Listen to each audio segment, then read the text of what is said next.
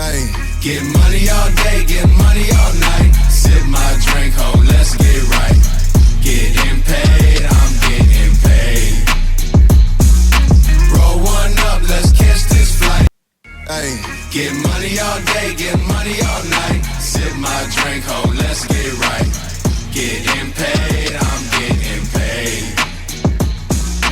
Roll one up, let's catch this flight. Pour another cup, ho, let's get right. Getting paid, I'm getting paid. Hey, it's your boy Tight. But you tuning in with Ray's podcast. Kicking my boy Ray. You know what I'm talking about? Yeah, how we doing, everybody? We back at it again.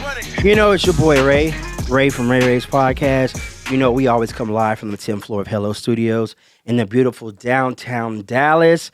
Thank y'all for tuning in one more time. Thank y'all. Hey, if this is your first time watching, make sure you stop right now, pause this video, go like, subscribe, follow right now. Yeah, that button right below. Click on that right now. We greatly appreciate that. Or go to rayrayspodcast.com. Follow all things Ray Ray's Podcast. We've got a great episode planned out for you today. I'm so excited. Kind of nervous right now. A little shaking a little bit. You know, little butterflies. But, hey, we're going to get through that. You're never going to know. Until I just tell you, right? Cool. So, thank y'all. I hope everyone's having a great new year. Like we said, this year will be 5 years of Ray's Podcast. So we've been celebrating by having old guests come back on the show and exciting new guests we have sitting in the hot seat, we like to call it here on the show. But we'll introduce our guest here momentarily. Absolutely amazing person. If you've listened to this show or maybe this is your first time watching, we always like to start off with positive words, okay? So just in case nobody told you today, I just want you to know you're beautiful, you're loved, you're needed, you're alive for a reason. Hey, you're stronger than you think. Whatever it is you're going through right now, you're going to get through this. See, here on this show, Ray's Podcast, we are glad you're alive. Most importantly, don't give up. Had to make sure the red dot was on real quick. But it is. But remember, keep positive words in your mind at all times. Sometimes tough situations and trials and tribulations arise. When you have words like that in your heart and your mind, it helps you get through those situations a whole lot easier, all right? So real quick, I got to pay some bills real quick. So if you're looking to book that next vacation, I need you to hit up my guys at Lit Vacations. That's LITT Vacations. Man, they're going to take care of you. If you're trying to do a destination wedding, the girls' trip, the guys' trip, bachelorette party, family reunion, whatever it is you do, make sure you hit up the guys at Lit Vacations. As for Austin, man, he's going to make sure you're taken care of from all your excursions, your transfers to and from the airport. Anything you need, he'll be your personal concierge for your trip.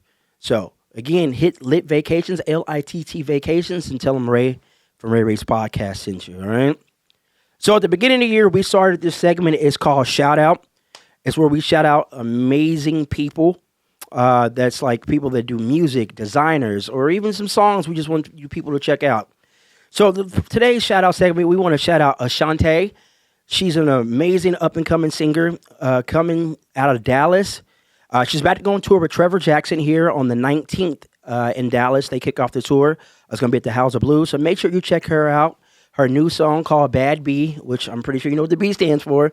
But go check that song out. Go stream her on Spotify, Apple, wherever you like to stream that. Again, her name is Ashante, and the song is Bad B. Cool. All right. It's time for the main event, as I like to call it, which it's funny we use that terminology right now, all right? So today's guest we have in the hot seat on Ray's Podcast, she's a history maker. First woman world heavyweight champion in professional wrestling. She's going to be in Dallas this weekend kicking ass at the Curtis Caldwell Center in Garland on the TNA pay-per-view Genesis. Everyone, give a warm Ray's Podcast welcome to Miss Tessa Blanchard in the building right now. How are we doing? I'm doing so good. Thank you so much for having me. They can't get enough of you. It's these flowers. It's nothing. That's light work. Thank you. Well, thank you for taking time out of your day to come in and be in studio with us. we know how it is being busy, especially, getting ready to promote this pay-per-view, which, we got to get the dub. I hope you get the dub, all right? I need you to Hey, get the we're dub. planning on it. We're planning on it. We need the dub, We okay? stay ready so we don't have to get ready. Okay. Oh, I like that. See, I thought I was the only one that said that. So we stay ready, so we had to get ready. I'm going to have to bring the sign. What was the guy I saw in one of the pictures? Like, I came from Montana to see Tessa. It was yeah. Oh, I love that. I think you were holding Magnum, I believe. Hold on. It's going to pop up here on the screen at some point. When I see it, I'm like, hey, right there, that guy right there. I don't know if you ever see like all those signs with all this stuff going on at one time. Like, you ever think, oh yeah, I noticed that sign there, or Sometimes it'll stick out. Even something like that. Like, I'll look at it and I'm Right like, there. oh, that's such a blessing. travel from Montana to see Tessa Blanchard. That's so wild. That's so wild. What a blessing that is, though. Yeah. So what is that? What is it like knowing that people like, yo, this is someone I really like. I got to go see them. I got to do what it is. That support. What is the support like for you? The fans, they mean the most to me. I think now I've been wrestling professionally for 11 years, and I think that I have this new appreciation for the fans more than ever now. The woman that I've become, the person that I've become over the years, I know that it's important to keep 10 toes down. And I think over COVID, we really saw that with all the empty arenas, and you can't take the fans for granted, the people that pay to come see you, the people that pay for the meet and greets, the people that take time out of their days or for their families and spend the money that some of them work really, really hard for, just save up to go to these types of events. It's a blessing. We get to do what we love. And if you're doing what you love, you never work a day in your life, right? That's amazing. That's amazing. How awkward was that during the COVID times? Like, You know, I had stepped away from wrestling for a few years, and it was around that COVID time. So I had only wrestled in just a few times when the arenas were empty, I guess. And I don't know if uncomfortable or awkward is the word. It's different. yeah. I guess just different, right? I think it taught everyone, don't take those sold out arenas for granted. Don't take those fans for granted. They're the ones that pay to come see us, and they're the ones that allow us to live this life. So yeah, we can't take it for granted. Yeah, because I know like a lot of times, whether you pose to the crowd or hit a certain move, you're looking for that reaction. When you don't get that reaction, I'm just like, man, did I do this right, or is it okay, or are people gonna like that right? You're kind of like, what do I do? Like they're stuck in limbo. When I'm in the ring, and for the past year and a half, I've been wrestling in Mexico mostly, where those fans, they're some of the most passionate fans in the world. Lucha Libre is culture out there, and I feel like I switch a channel and I just get lost in it, man. Does your style kind of like change up when you go to like Mexico? Because it's mainly Lucha Libre kind of based style of wrestling out there. And how did you determine like what your style of wrestling was going to be? So I knew that I always wanted to be aggressive. I always wanted to be kind of like my dad, like that aggressor in the ring. But one of my main goals when I first started was I wanted to be as versatile as possible. I wanted to learn the Mexican lucha libre, the British strong style, the Japanese strong style, all the different styles of wrestling out there. So that way it didn't matter who I was in the ring with, whether they were from Japan, the UK, Mexico, China, wherever. I could go in there and I could adapt and have a great match and give everything that I have to that person. And I feel like over the years I've accomplished that, but I'm always a student, like we never stop learning. I think that's something really important. Well, I think that's anything in life. You always have to learn something. There's always something to be learned. You don't ever know everything. Importance of having a mentor, in my personal opinion. Anything you do, there's someone that's already done what you're trying to do. If you can, reach out to them, and learn. Like, okay, what can I do here? Okay, you've done this. How did you do it? You can always get better, basically, in anything in life. All right. So let's throw it back a little bit. Let's rewind. So let's talk about your upbringing. You said you're from North Carolina. You told me we was talking about off air there. Queen City, Charlotte. Queen City, Charlotte, North Carolina. What was it like growing up? Also growing up in a wrestling household. What was that like for you? When I grew up, my dad had already come out of the wrestling business. He does prison ministry now, and I was raised a lot by my stepdad and my dad, who both were in the wrestling business. So shout out to my grandpa, my dad, my stepdad, all of them, because it's an honor to be able to like grow on our legacy, but at the same time try to build my own. But I don't think it was until about 2012 at the WWE Hall of Fame. I walk off the bus at the American Airlines Arena in Miami, Florida, and all the fans are just going crazy for the Four Horsemen, for my dad, for Rick, for Arn, for Barry. And I'm just like, wow, this is wild. Like, that's my dad, but you're like a superstar. And I think that's when it kind of clicked. And I saw Charlotte Flair, fast forward her run through NXT and into the WWE, and it inspired me really. And it wasn't until I was around 18 years old. 18 years old, I was kicked out of my house. There was just a lot of family things going on. My mom struggled with addiction, and it was just easier for me to not be in the picture. So I got kicked out, and I remember I took my mattress and my nightstand table and loaded it up in the truck. My stepdad drove me to the place of the room I was renting, dropped it off, and they left. And the next few days, my phone was cut off. I had to figure out how to get a phone working. I was 18. I was just turning an adult and learning how to live life out there, you know. Found a job in downtown Charlotte, and I didn't talk to my family for probably a year.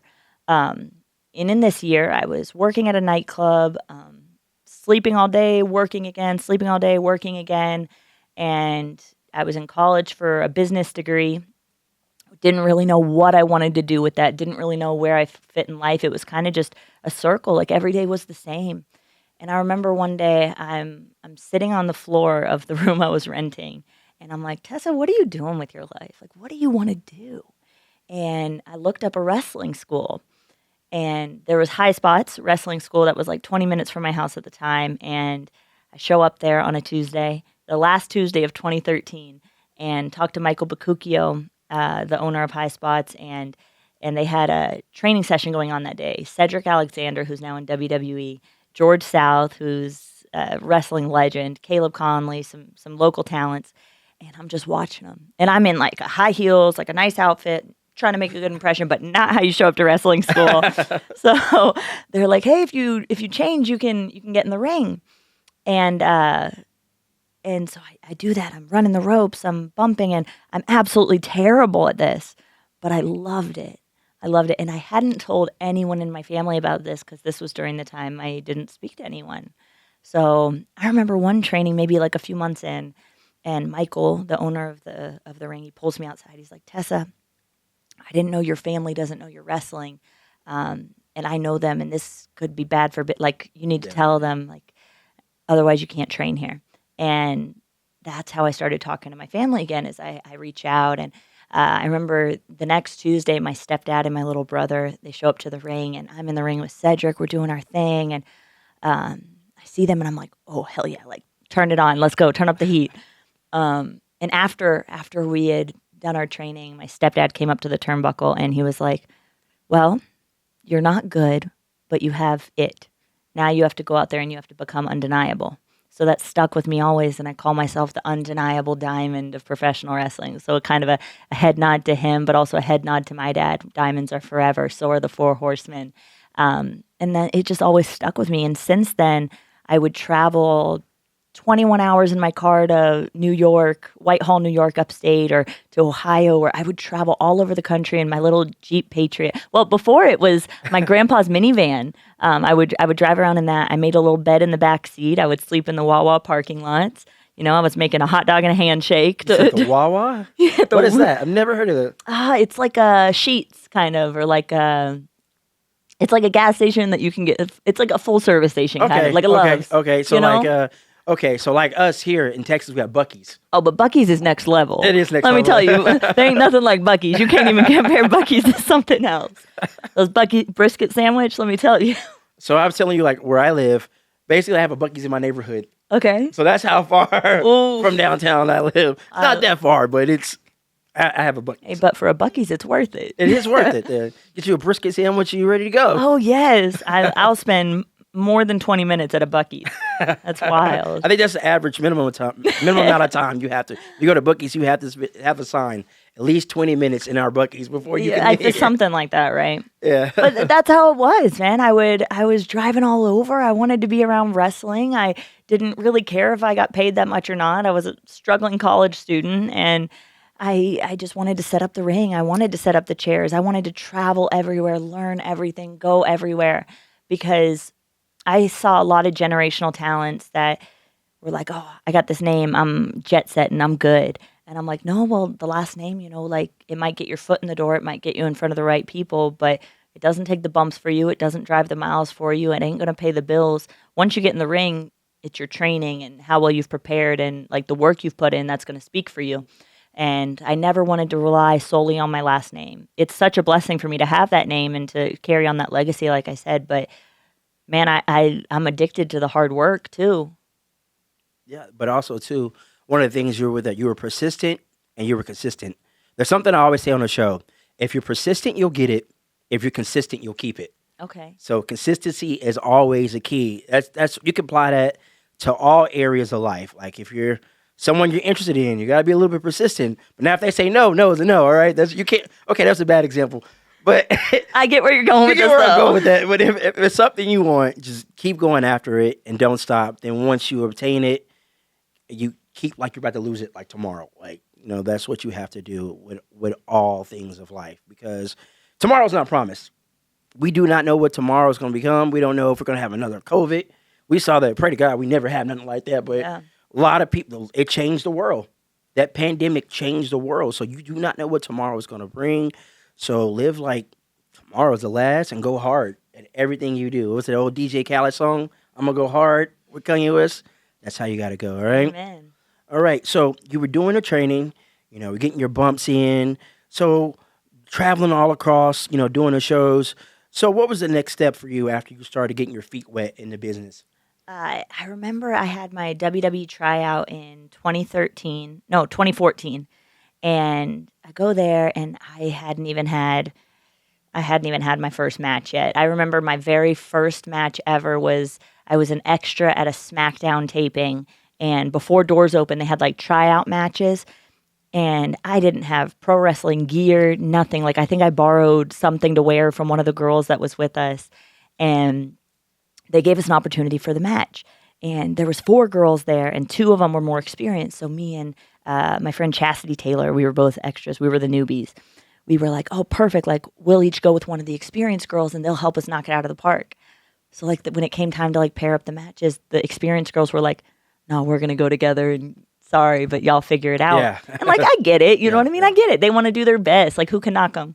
But it came time, like, I knew a headlock and maybe a hip toss, kind of. I'd never lifted a weight in my life, like, just so unprepared. And I didn't even tell them this. So I see John Cena and the Usos and Naomi and all of them are out there by the ring, and we're just like these new kids looking for an opportunity. And fast forward, I ended up telling Scott Armstrong, he was like, you're Tully's kid, right? And I'm like, yeah, I just want to let you know that was my first match of my life. And he was in catering, and he was like, I think he was sitting with Paul Heyman, and they're like, well, we're going to get you down to the PC, the Performance Center, and get you a tryout. Fast forward, go to that tryout, and man, it was one of the most physically trying things I've ever done in my life. My friend Moose, one of my best friends, and you're familiar. Okay, that is my brother. We've been really close friends for the longest time, and him and I actually went through the tryout together. And I remember one day he just falls to the hotel floor like, Tessa, I got a cramp, I can't. And it was one of the most physically trying things I've ever been through in my life. And after that, I remember William Regal told me, Tessa, if we don't sign you right now, like, would you quit wrestling, or do you think you would still do it? And I was like, oh, well, I love it. I would still do it. And he was like, well, then go out there and get the most experience you can. And after that, I went to China. I went and did tours of Japan. I went to Australia, Austria, Mexico. I went to every country that they would have me and just trained and wrestled. And fast forward, and WWE calls me to sends me to Los Angeles. And they tell me, Tessa, we want you to pack for 3 days or 3 weeks. And I'm like, well, that's very different. 3 days or 3 weeks. Let me tell you, I got a lot of sneakers. But I was pumped. I was like, it's an opportunity. Let's go. And it was my first time to LA. I go out there, and I show up to a studio, and Zelina Vega was already there. and Dave Taylor and some production people. And there was 3 of us there trying out for this movie called Fighting with My Family. Okay. Yeah. And they end up looking at us, seeing us in the ring, watching us move around. And at the end of like a few hours, they were like, all right, we're going to go with Tessa. And the other 2 had gone home. And they booked me to be the stunt double for Florence Pugh in this Fighting with My Family movie. And it was amazing. I got really close with Zelina Vega over this time. You know, we're living out of this hotel, which turned into like a month or 2, and going to the gym every day, eating healthy. I think she turned me vegan for like a few weeks. So we're out there just in Los Angeles living the life. And by the last few weeks, The Rock had come and trained with us, and I'm just mesmerized. We're getting to train with The Rock, and we ended up after a Raw as a extension of Raw training or filming the final scene of the movie.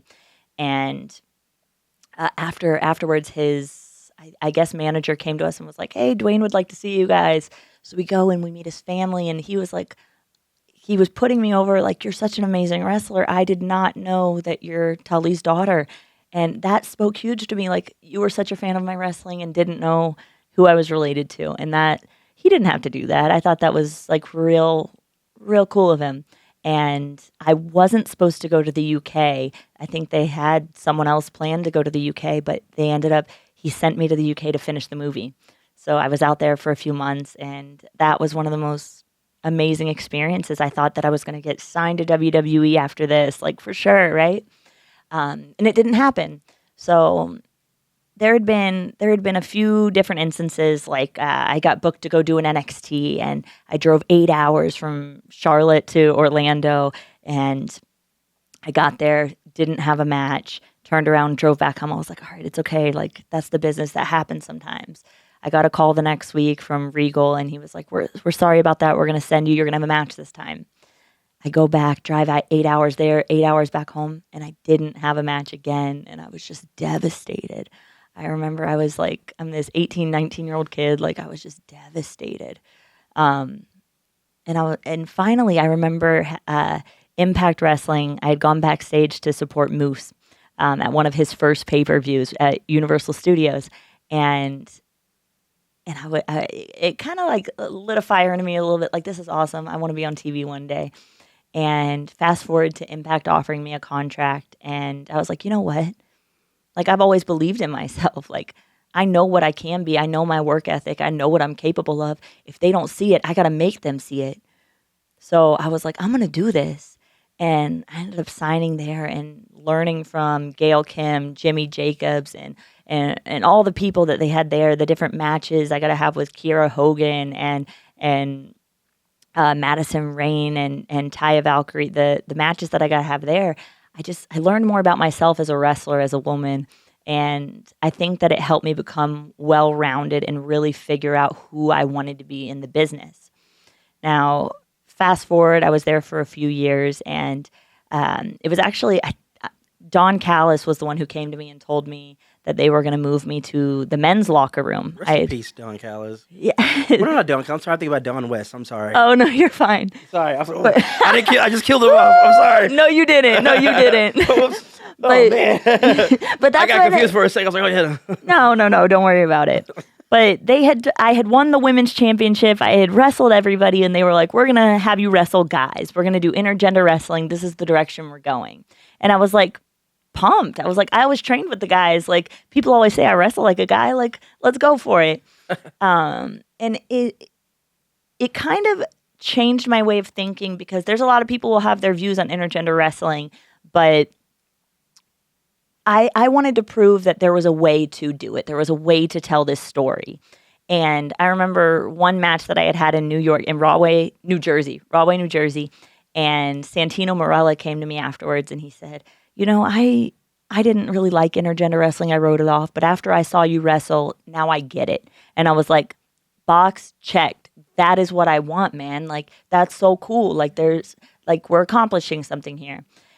Sammy and I had an 8-month storyline that led to me winning the world championship. And I went through some devastating things around that time that kind of just shattered my career in the moment. I went through some mental health stuff as a result from it.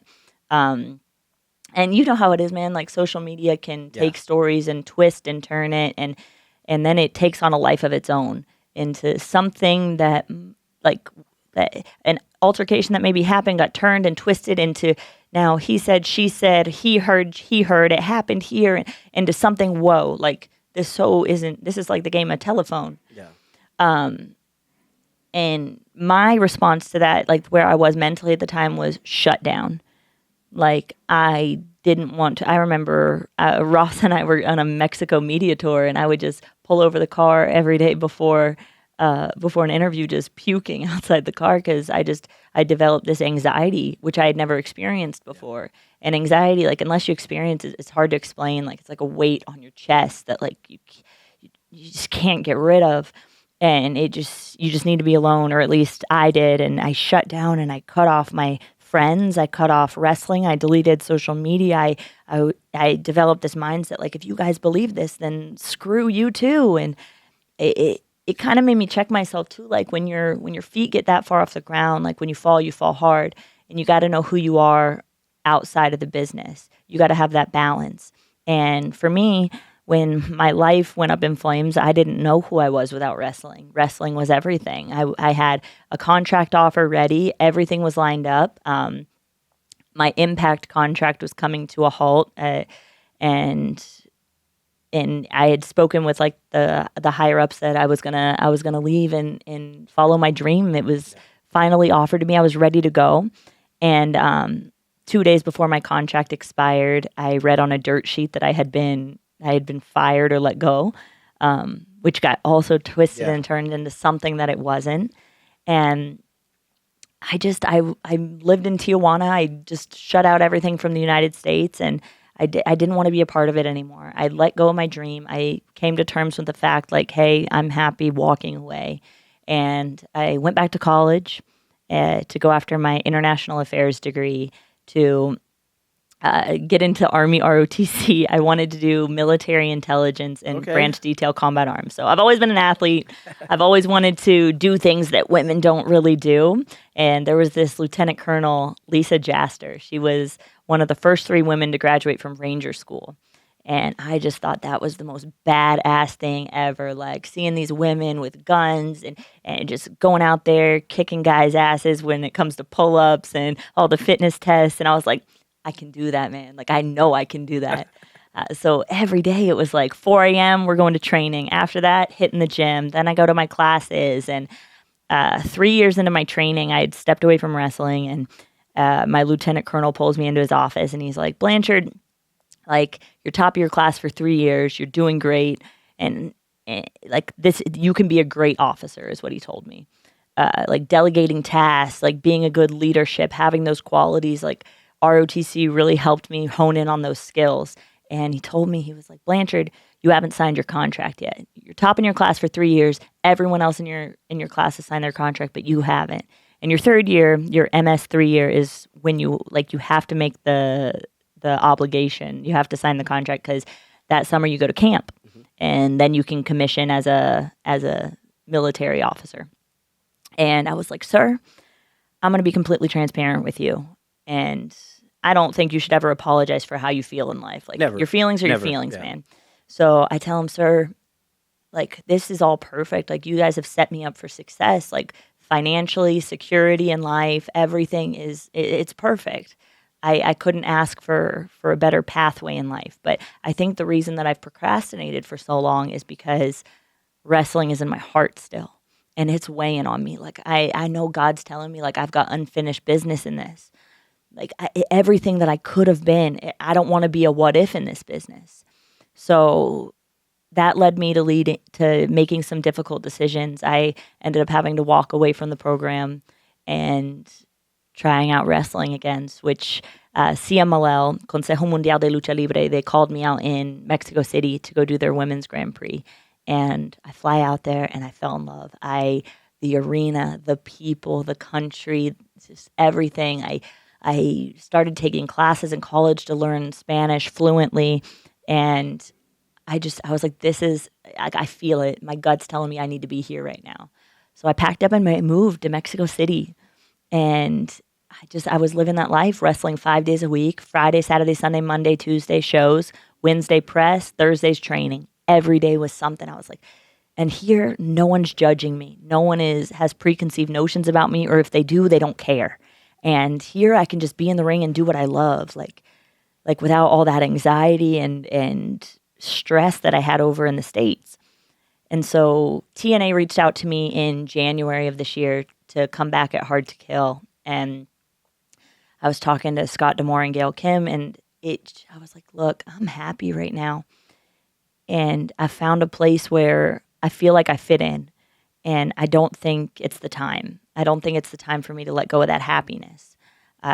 It gave me a lot of anxiety thinking about being in locker rooms again. It gave me a lot of anxiety because when I went through all that crazy turmoil, that trial in life, like I received death threats. I received social media messages and people saying things about me that weren't true, or I'd read something and I'd be like, I'm not that person. Or I remember my family and my 14-year-old sisters getting these messages, and it's like, how do I explain to my little sister, this kid, that her sister's not this way? And it became a way too much for me to handle.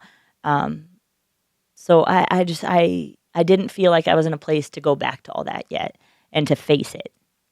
And then I started a few months later, putting things into perspective. I'm 29 years old right now. I have a good number in my head of when I don't want to be a wrestler by. I want to have a family one day, and I don't want to be hurting when I have kids or something. So I started planning out things and kind of making a priority list. And I came to terms with if I want success in wrestling, if I want to chase this unfinished business, now is the time to do it, Tessa. You're healthy, you can still go. It's going to be work, it's going to be hard work, but you're resilient as F, and you can do it. And I kind of had to have that talk with myself. And one of my greatest friends, her name is Red Velvet. She wrestles over in Ring of Honor, but she has helped me. So we found each other in a time when we both needed each other, and she's really helped me hone in on this mindset. You are resilient. You can do this. You do deserve this. Because for a long time, I would read all these things about myself, and I felt uncomfortable talking about any success I would have. I felt like I didn't deserve it, and I had to downplay anything that I would do or feel, or any of my wins. I had to brush sand over it because I didn't feel deserving of it. And I still here and there dabble with struggling with that. And I need to put myself in check. But when we talked the next time, it was honestly just a few weeks before I came back to TNA. It was very quick. And I was like, you know what? Let's jump in. Moose is there, and that is my brother. He's got your back. That is my family, man.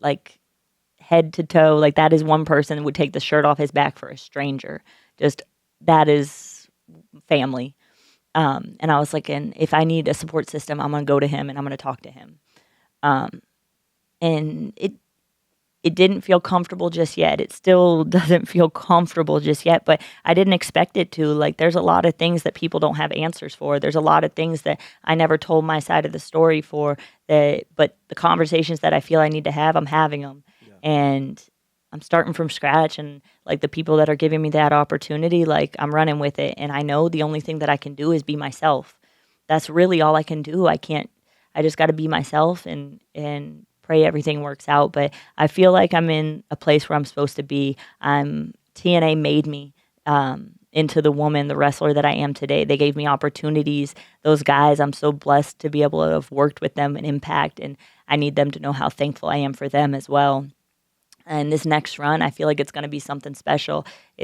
I don't know if a redemption story, but I'm coming for it all. And I got 10 toes down, and 9 out of 9, I'm going to get mine. Okay. Man, you just really said a lot right there. And one thing I want to say to you is, like how we started the show with positive words, just remember you are loved. You are enough. I also believe that God give, the hardest battles to his toughest soldiers. So, also, too, I believe God has a way of sitting us down. All right, I need you to chill out for a second. I'm going to sit you down. You may not like it, but one day you're going to realize why I'm sitting you down. And sometimes it's for us to become better, to grow. Personal story. I haven't even told this story. And And I kind of said this on the show a few weeks ago when I was talking about that God will sit you down. In the last year, I had some health issues. I've always been on a go, moving. I got sat down. I was in a hospital for a while. Come to find out, once I got out, they was like, yeah, you almost didn't make it. Stuff I didn't know. So now I'm thankful, and I'm not going to take it for granted. I feel like I have a second chance. So once you get those second chances, you know what? I'm going to give my all to this. Some people make mistakes, but who are you? The Bible says you without sin cast the first stone, so no one should be judging. And that's one of the things I hate about social media. It's such an ugly place. Everyone wants to portray a certain image for people they don't even know half the time. So, you learn just, I'm going to let this, ride off my shoulder. You didn't quit. You came back, You came back. And that's the most important thing about it. You came back. You didn't give up. And I got to applaud you for that, because some people may not have the courage to do that. Your message right now may be for somebody right now listening to this, going through something, and watching this and hearing your story may tell, you know what? I can get through. That's why I say whatever it is you're going through, you can get through it.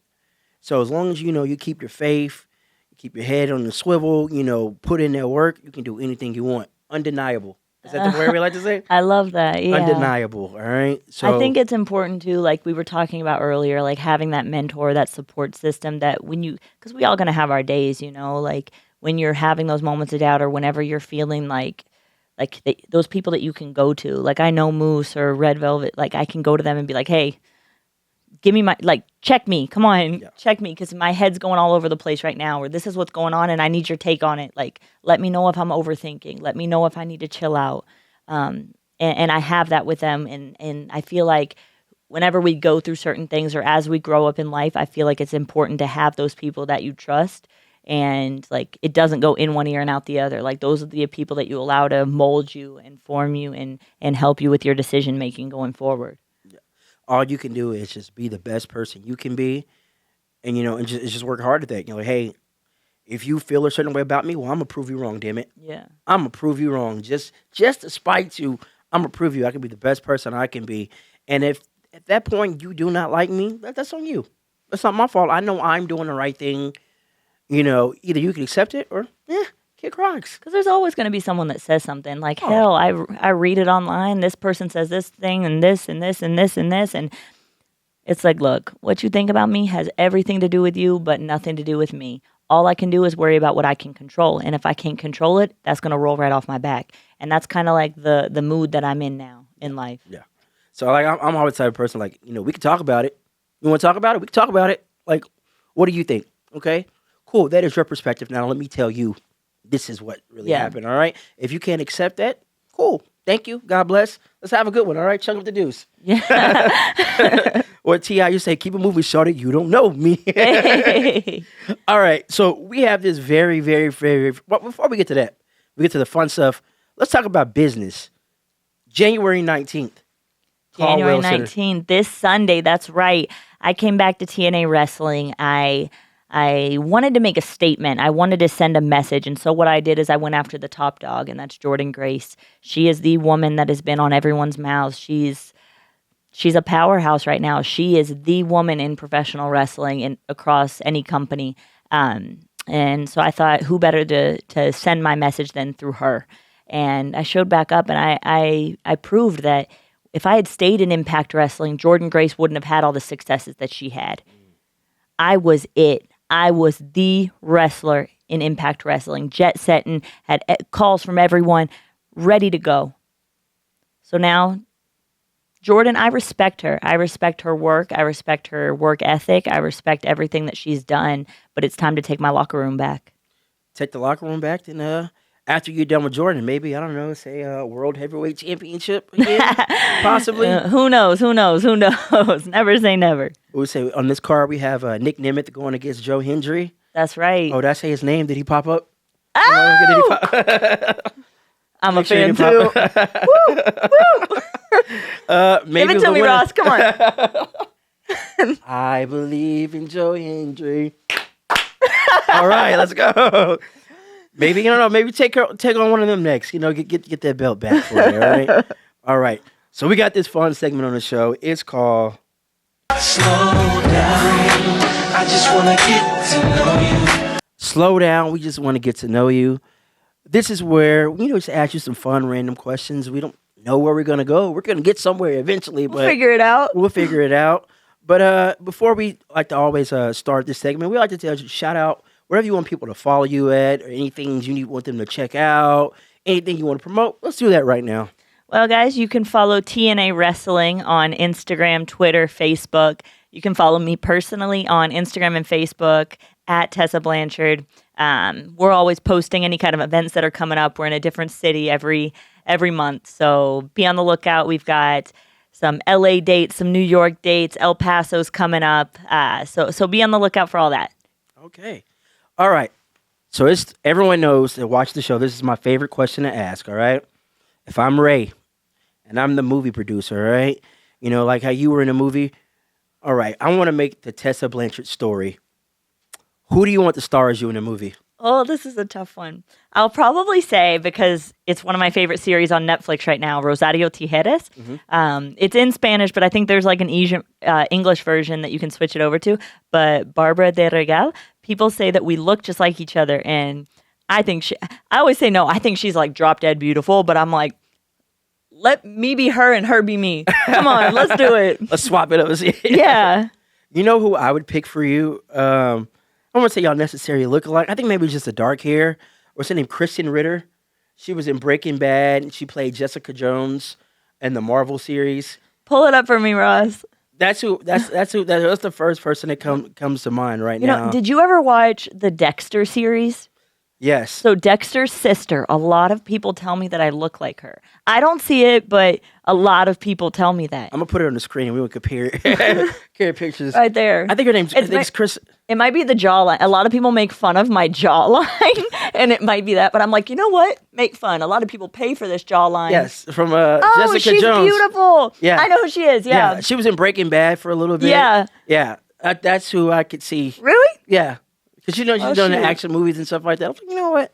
They can do that, all right? That is dream. Let it be an action movie. Let it be an action movie. Okay. All right. So, if you could have dinner with any three people, dead or alive, who are you going to choose? Let me think. Okay.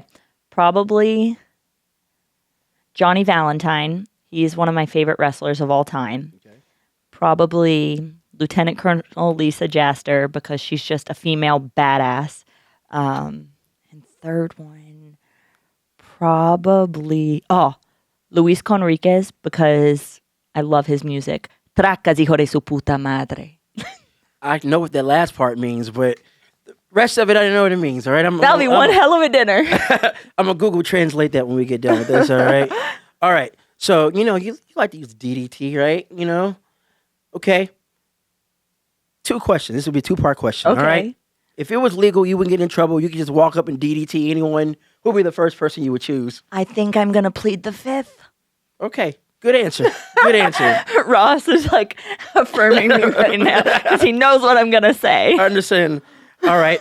So, staying on the DDT, who do you think has the 5 best DDTs in the history of the business? Well, you got to go with Jake the Snake. Of course. That's like not even a question, okay. right? There's so many different versions of it. I would say Amazing Red too, probably, because he's just phenomenal, and he's also a TNA legend. Yep. Who would you add to the list, Ross? You're talking about like a wrestling encyclopedia here. Shoot. Well, we got to put Tessa Blanchard on the list. Okay, that's 3 right there. Come on. Can we move that one to the top? Nah, next to them, you can't even compare. Cody Rhodes has a very good version. It's like a DDT, right? I would call it a DDT. No, you don't think so? You talking about the Crossroads? It's kind of a DDT-ish version. I guess. I would say it's like a DDT. Variation of it, okay. Variation of it. He's phenomenal. Who else? Shoot, you after I teach you. Okay, hey, I'm with you. There's Doug's Gym right down the street here. No, shit, we're going to do it right here. Ross, you're going to be our little... Somebody film this for me. My health insurance is still up to date. I think. Oh, see, good. We're cleared. We're good. We're good. So that's your 5. I think so. Me, Tessa Blanchard, Jake the Snake, Amazing Red, and who else did we say? Cody Rhodes. Yeah. Okay. I will say. I'm still gonna say because I love his finish. What about Raven? Raven had a good DDT. Yeah. Yeah. If you gave me a 6, I'd put Raven on there. Raven on there. I'm trying to think who else. You know, Arn used a DDT for a little bit. Arn Anderson. You know, shout out to the 4 Horsemen. Yeah, but I like him and my dad together. I think that their finishers, they're different. They're The Brain Busters. so good, so good. Okay, so let's do that. Okay, tag team. If you could pick anyone to be your tag team partner to go after some championships, who you're choosing? Anyone or like out of the wrestlers nowadays? Anyone. Probably my girl Red Velvet, because her and I have insane in-ring chemistry. But if I'm talking about like anyone, give me like Ricky Morton. Rock and Roll Express. Sorry, Robert, I'm taking over. Are those guys still wrestling? I know at one point they were still wrestling. They are. Man, I mean, hey, if you would love it, keep going. I'm saying. Hey, it was like the movie. Have you seen the movie? Was it The Wrestler or Mickey Rourke? Yeah. Man, that was a good movie, but it was sad. Like, but you know, I feel like all the wrestling movies that they've been making have been kind of sad, but I mean, they're pretty accurate too. Okay, if we could do that, if we could make a wrestling movie, who do you think we should make the movie on? I feel like there's so many people that have a story to tell. There's so many people that maybe, honestly, I do feel like Cody Rhodes deserves a story about his journey, because that has been one of resilience, one from his time in WWE, leaving, and then everything that he's become, coming back as the guy. I feel like he deserves one. Truthfully, I feel like my stepdad, Magnum TA, he would have one hell of a story to tell, you know, when he was with, like at the peak of his career and having his car accident, which ended his wrestling career. And just the man that he is today, like he's such an incredible person. And I wish there was more people that could know his story. Probably that. Okay. The Magnum TA story. Right? Yeah. Who should play him? Him. No, but that's a good question. I don't know. There's so many. There's maybe like a Logan Paul or something. Who knows? And I'm saying that just for the hair. You know what? Maybe my little brother. He just started his wrestling training, and he wants to be just like his dad. Hey. So hey, maybe it's in the future. They do that with movies. Like the guy that played for The Sopranos, his son is, reprising the young Tony Soprano. Really? Yeah. Oh no, I didn't know that. Yeah, they're doing that. Should be coming out real soon. But also, it's like, if you're going to do those movies, you got to make sure you do it right. Because I saw the movie about the Iron Claw, about the Von Erichs. Yeah. Not all the way accurate in that movie. And there was a lot of points that were missed. A lot of points was missing. They forgot a whole son. They did. They just left one son out. Like, there was one more of these. I'm like, but I guess maybe they felt like, okay, we want to make this thing even more sadder than what it was. And long. And long. So they got a long story, but I still thought they did a great job, though. It's good. Just for me personally, like I said, someone I'm close to is David Manning. He used to be the referee and one of the promoters at the Sportatorium. Okay. He was like, man, this movie was terrible. Like, because matter of fact, right next door, the Majestic Theater, Kevin, he did a thing where he talked and told stories. Him, David, and we have a very well-known sportscaster here named Dale Hansen, who's retired now. They did a night with Kevin Von Erich, and he was, telling stories. And some of the things we were talking about was like the way they portrayed his wife in the movie. It just wasn't right. It's different. So it's just like, if you do those movies, just do them right. But Hollywood's got to dramatize it. They got to spin it the way they want to. It's just going to be anything. You got to sell tickets, man. So I just thought about this question. We were talking about actors, okay? So we know they're probably making a Ric Flair movie. They got to make a Flair movie. Like, that guy's life is just bizarre. Let's leave it at that. It's amazing. I'm pretty sure your dad's going to have a significant role. Someone is going to have to play your dad. Who should play your dad in a Ric Flair movie? I can put a wig on. I can put a wig on. Let me do it. We got the same jawline. Someone told me I don't know where I read this, but someone was like, I didn't know that Tessa could look exactly like her dad, but still be pretty. And I was like, thank you. I think your dad should take that as like what does that mean? What is that supposed? Like, thank you, I think. But hey, I'm just saying it's possible. All right. What was the last thing you looked up on Spotify? I use iTunes Music. Okay, I'm sorry. iTunes Music. Let's look. Apple.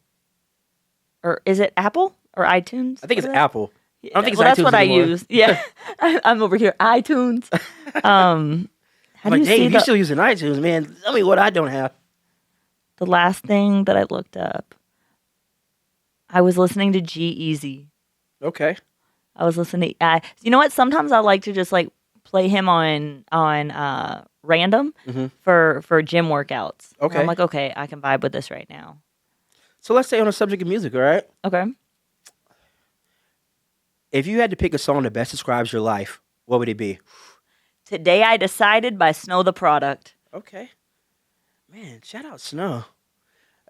Today I Decided by Snow the Product. Today I decided to not let these bitches like all day this song. I'm just Okay. Shout out Snow the Product. it also might make me a little hard, but like I'm about it. Snow goes hard. Sometimes you gotta be hard sometimes, you know? I'm telling you, you're gonna look it up later, aren't you, Ross? He's writing it down.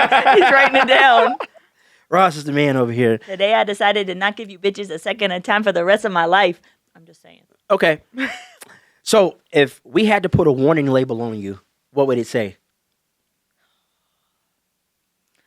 Warning. You know what? Warning. My face has subtitles. My face has subtitles. I am not kidding you. Sometimes people gotta like check. Tessa, you're doing the faces, and I just like I can't hide it. I can't hide it sometimes. We all have that. I'm terrible. My face, I don't. You see, I may not be saying anything, but you know what I'm feeling. You know it, right? Yeah, it's like, and I know. I know. Please don't say something stupid around me. Like, I'm just telling you. All right. If you go back in time to any era of time, what time would you want to go back to? Maybe. You know what? If I had the opportunity to go back in time, I don't think that I would. I don't think I'd change anything. I think that everything happens for the right reasons at the right time. And I've actually, sometimes when I'm on my own, I think about this. If I regret anything or if there's an era that I'd like to go back to or anything like that. And I'm like, no, because things happen for a reason. And I wouldn't be the person I am today if everything that I went through didn't happen. I don't think that I would. And that's so crazy because there's been some crazy shit that has happened. And like, sometimes I think, would I change this? Would I? But no, I don't think I would. I like that. That's a good answer. Good answer. What do they say on Family Feud? Good answer, Steve. Come on, good Steve. answer. Put me on Family Feud. Oh man, have you ever watched those clips? Like some of the answers, people. I'm like, wait, how did you think to say that out loud? I love it. Sometimes I'll catch myself just scrolling on Steve Harvey videos. Hey, it's funny. I see some outlandish. So I'm like, you said that out loud. Oh wow, we all heard you say that out loud. You said that out loud. Okay. So here's a thinker. All right.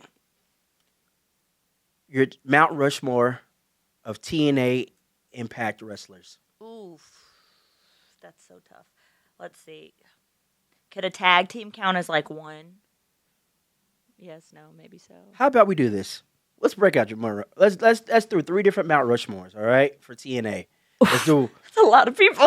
Let's do a knockouts division. Okay. Okay. We'll do a tag division, then just individuals. Let's say for women, probably Gail Kim, Awesome Kong. We'll put 2 from before and 2 now. And I would probably say Jordan and myself. I like it. For tag teams, ooh, that's tough. Motor City Machine Guns. You got to do Alex Shelley, Chris Sabin, Jeff Hardy, Matt Hardy. Who else would I put up there, though, with them? You know what? Ethan Page and Josh Alexander, when they were together, they were a force. Okay. Probably them. LAX. LAX. Oh, they were hot when they were together. LAX, yes. Was it, and even put Diamante with them because that was fire. Was it the border toss? Hernandez used to call it. Yeah, okay. Every time I think about the border toss, I don't know why, it reminds me of JBL. Isn't that cool right now? JBL coming back and just randomly. Oh, it's insane. Just the most. Who would have thought in the year 2024, JBL comes out with a long trench coat on, just clotheslining people? I think it's the most amazing thing. I love it. But it's that crossover, that forbidden door, that like shit is happening now in the world of wrestling that never happened or would have happened before, and there's opportunities every which way that you look, and you got people, women, men, they're all breaking down barriers. Women in tag team divisions, like this shit didn't happen before. Yeah. And now we're getting to witness it, and to be a part of it, this is sick. You had to get change. You had to get some of those, old ways kind of had to die. I hate to use that terminology, but someone had to be open, like, you know what, we're going to try something new. And break that mold. Because now you're seeing so much prominent, especially with women. Look at you, the first world heavyweight champion as a woman. Can't no one else say that. You got that. That's history. That is forever. You're etched in history forever. No one else can have that title. Now you need to be the first time, two-time. You got to be the first two-time women's world heavyweight champion. And Who knows? 2025, that's what we're looking for. I think one time might have been enough for right now. But, no, I was trying to say, I know this is going to sound terrible, but you were talking about the border toss. There was this terrible segment when JBL was in a different company, and he was, like, doing border patrol. I was like, how did this make it on, looking back on it now, like, how did this make it on TV? Like, y'all let that on TV? Like, if that was today's time, there's no way it would fly. And like, I'm watching, like, but still the best lariat in the business. It is. I just like watching it, it's like, oh my God, he's trying to kill that person. But it's also too, like, from what I hear is they got to give, I don't want to say hazing, but like, hey, welcome to the big leagues. You got to have that moment, like, all right, we're going to give you our best, and you come back, strong. All right, I like you for that. But sometimes you just got to grit your teeth and just take it. Oh man. Do you do good chops? If I want to hit a person, I'm gonna hit them. Okay. Because I know trying to find out. And that we'll see. To be continued. All right. So how's this finish gonna go on January 19th? I'm telling you what. We said it in the beginning. I stay ready so I don't have to get ready. Okay. I'm fully confident, 10 toes down, 9 out of 9, I'm going to get mine. I am ready for this Sunday, but Jordan Grace better be ready because she does not know the Tessa Blanchard that I am today. She knows the Tessa Blanchard from about 4 or 5 years ago. I've been able to watch and study up on Jordan and the things that she's been doing, the matches that she's been having, and I got a pretty good, well-rounded view of Jordan Grace today. I don't think that she's prepared for everything that I'm about to bring this Sunday at Genesis. Okay, I like that. James Wilson, we're going to eat a dub. She's going to eat a dub, all right? Come on now. So make sure you come to the Curtis Caldwell Center Sunday, January 19th. Be there. Hey, if you can't be there, pay-per-view, TNA Genesis, amazing card. But before we wrap up, I always like to ask 2 questions in closing, all right? And I really don't want to end this interview because it's been such an amazing time. I've enjoyed this a lot. I think we've had kind of a heart-to-heart. We've laughed. It's been an amazing interview. We've laughed. We've cried. We've screamed. We've chopped. Sir, no. I know I'm joking. So if you ever come back to Dallas, we're here, downtown Dallas. But I always like to ask these 2 questions, all right? First question being, if you could ever give any advice to anyone, no matter the subject matter, what would he be? And secondly, what do you want people to take away from the interview you did today? I feel like both of those kind of go hand in hand. I would probably say always keep 10 toes down. Whatever you love to do, make sure you keep that balance of personal, professional life. You got to always know who you are away from the things that you love, because this is your safe space. You came into this world alone. You're going to leave this world alone. And if you don't protect what you have here, everything may just run wild. Mentally, emotionally, physically, you got to protect what's here first so that you can help other people or go out there and do what you love. And then mostly for today is I think no matter what you hear, whatever you read, whatever you do, whoever you want to be in life, I think that you should just remain open. Not everything that we see or hear is exactly what it seems. I think that it's important to always be resilient. We're all going to go through different things in life. It doesn't matter what it is, whether it's personal related, school related, work related. We're all going to have something that's going to try us in life. And I think it's important to just always be a student, always be open to learning, but also be resilient as fuck. And sorry for my language, No, but you're all good. but you got to be like that. It's like you can't let anything beat you. And for a while, I let a lot of things beat me until I remembered who the F I was, and now I'm back and I'm ready to go after it. And you got to be like that. And fuck the haters, you know? Hey, Fuck the haters. Sorry, Mom, if you're watching. I Apologize. love them. I love them. We stay trending, Ray Ray. Come on. We're gonna do it. We're gonna do it. All right. We bring in the green. And make sure, hey, again, tune in this Sunday, pay-per-view. When she gets that dub, make sure you're following her, TNA Wrestling. Dub. The dub. We're Eat the dub. gonna eat the dub. Make sure you're following all things TNA Wrestling, all things Tessa Blanchard. Amazing things from both her and the organization. They're amazing. Shout out to Ross, who's in the building. We love you, Amazing Ross. person. I'm gonna see how good of an encyclopedia he is later. You keep saying he is, so I'm gonna test him on his knowledge. I'm gonna tell you, he's the only one that's worked for, say it, Ross, WCW, WWF, TNA, and Impact. Okay, He's probably the only person in the world that can say that. okay. I'm a lifelong wrestling fan, so we're gonna talk about Ross, some give him stuff a here. hello. So I want to say, you didn't. Go ahead. Come on, Ross. I'm just curious because I wrote. Oh, the volume was. Oh, let me turn the volume up. We're gonna turn the volume up. Come here, Ross. Just come sit with me. We gotta- no, Ross. You're going to get your flowers today. So I'm just. There you go, Ross. You asked for the TNA overall Mount Rushmore. Okay, we still got time. We don't Okay. have to wrap this up. We can keep You it have going. yours, don't I you? do. I did write. Let's hear it, Ross. Okay, No, Ross. I want to hear others because. Okay. let's I keep would it- for sure have AJ Styles, Amazing Red. Oh yeah, we totally forgot about that. We Come on, Ray, that was an important one. I AJ Ah. Styles, Amazing Red. That's two. I know, because I'm thinking of I like, have four. you, what? I have four. You have four, like for sure. and I'll You've- give 4 too. Also, You've been in the company for 500 years? I love you. I love you. I'm going to pay for that later. Or you got 2 more. You got I'm 2 more. walking home. Maybe Eddie Edwards. And who would I put there? You know what? Maybe Saban, because I'm a really big Chris Saban fan. You still are reading my notes. Did you put Chris Saban? I have AJ, Okay. Samoa Joe, Oh, yes. what I had. Okay. but I want to go a little.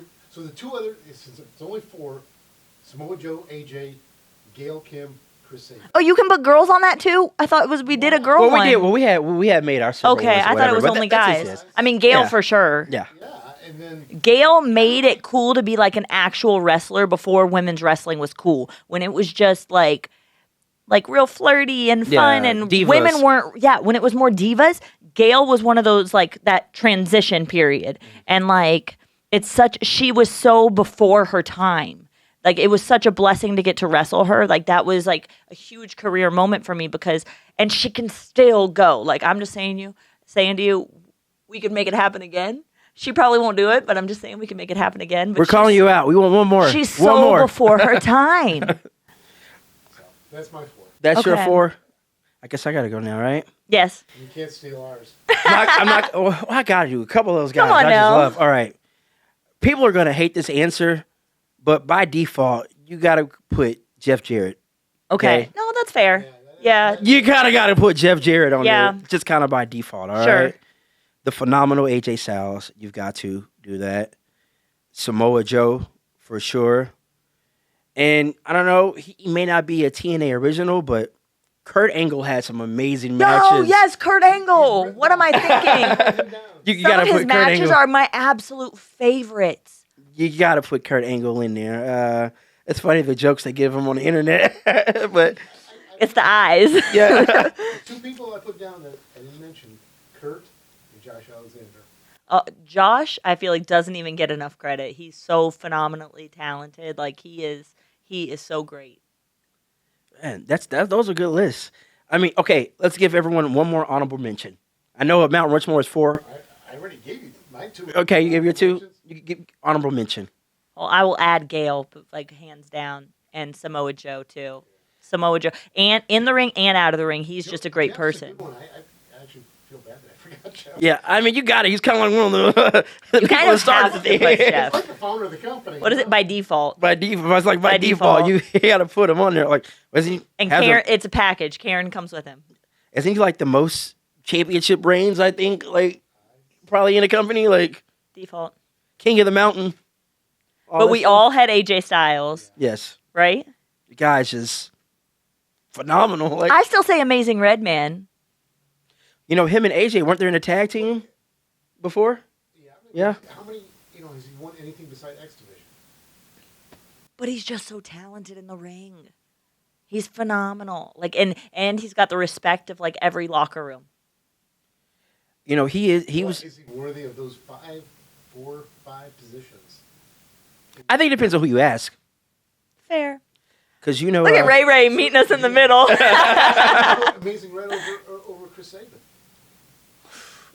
To me, there's no chance. Just give me. Sabin is one of the most X Divisions. He's been world champion, been tag team champion. Okay, if we're talking about accolades, then I guess.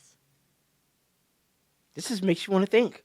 Hey, in the comments, put your Mount Rushmores in there. We want to see who compare and contrast. We're going to take a look at this, all right?